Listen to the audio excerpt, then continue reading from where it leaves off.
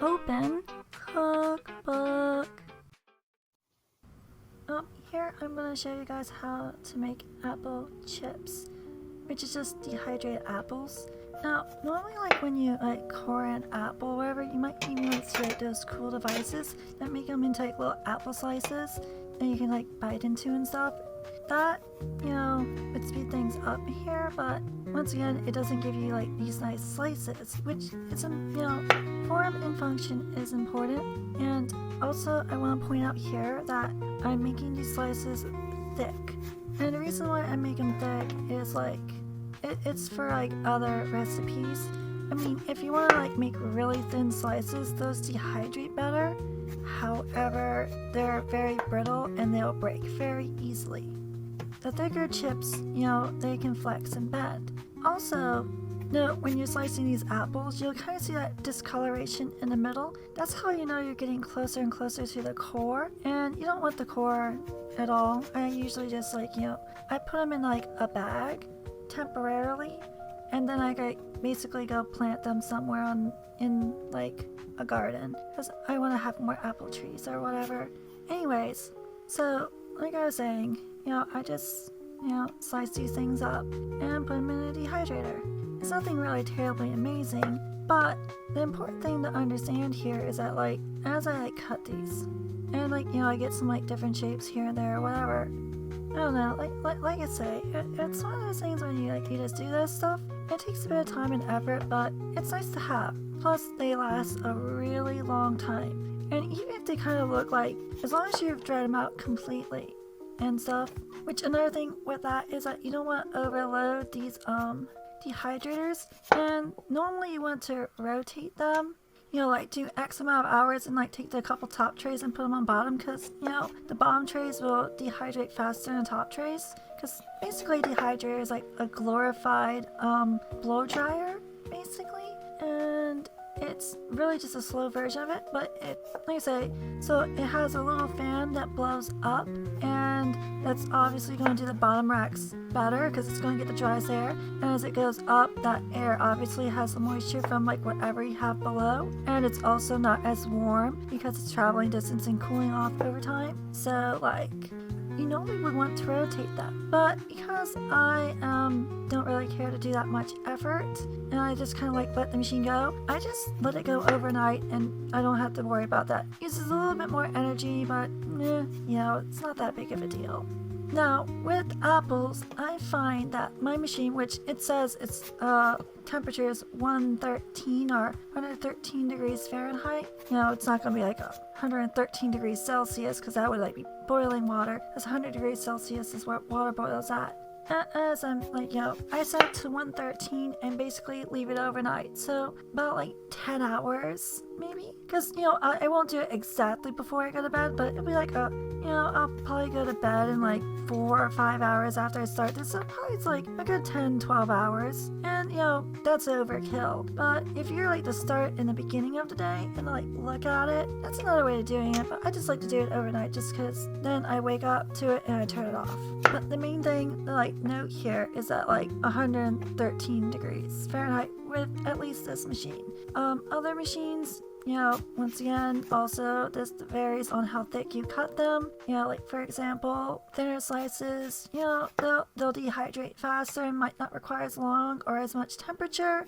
But my thicker slice ones, 113 on this machine. Of course, like I say, that depends on how dry your air is locally, altitude, and all sorts of things can affect it. So you might have to give and take a little bit and play with it. But at the end of the day, it's 113, give or take a little bit, depending on your own environment. And like I say, this stuff makes apples last really long. And the reason why I go over apple chips is because this is actually a basic ingredient, and this is an important process in making lots of other dishes and other things, not necessarily just because of apples, but using a dehydrator itself. It's really revolutionized how I do all sorts of things, and it's a very simple device. Now, I say all that being said, the dehydrator, like I'm showing here, it's how do I put it? It will make this fruit last a really long time. So, and I store it in plastic containers or mason jars, depending on what I have available. But like I say, it's a pretty really good thing. And I'll show some other recipes and things that I do, which is the reason why I actually make this and go out of my way for it, because it's actually a really, really useful ingredient in like some other like dishes that I've kind of like developed myself. At least I don't know if anyone's like done it this way before, but who knows, someone's probably done it before. I never, watched them do it or whatever, but it's what it is. I mean, other people have shown me how to like, dehydrate apples. I'm talking about some other recipes I have, but that's for another video.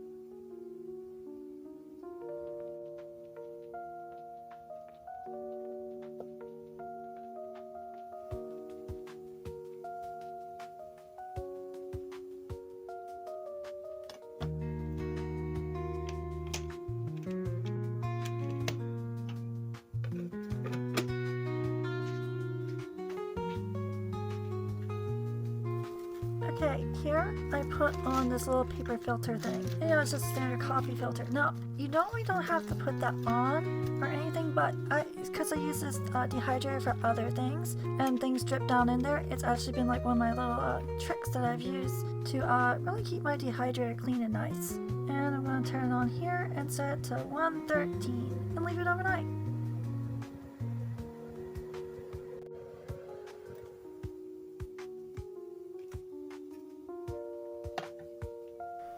Okay, here's overnight. This is what they look like. And, you know, it's a reuse an old pepperoncini jar. See, flexible. And, you know, like I say, these are pretty thick. So they're not brittle, as you've kind of noticed. Even if they're like hard or whatever, brittle ones would like, you know, literally can disintegrate in your hand and break apart. You know, like you picked up something that was like, you know, I'd say brittle, and it would like, you know, basically crumble in your hands. These don't, they have a lot of strength. So you can use them for very interesting applications, which I can show in another video. Oh yeah, these are about 32-ounce jars. So as you can see, like 4 regular sized apples fill up the machine pretty much, and will basically make enough apple chips to fit into a 32-ounce jar. And the apples I got were like, you know, I think Granny Smith's or whatever, you know, the green ones. And I just got them at like, you know, Walmart or whatever. Just a simple bag of apples. I think I got like the 4-pound bag or something.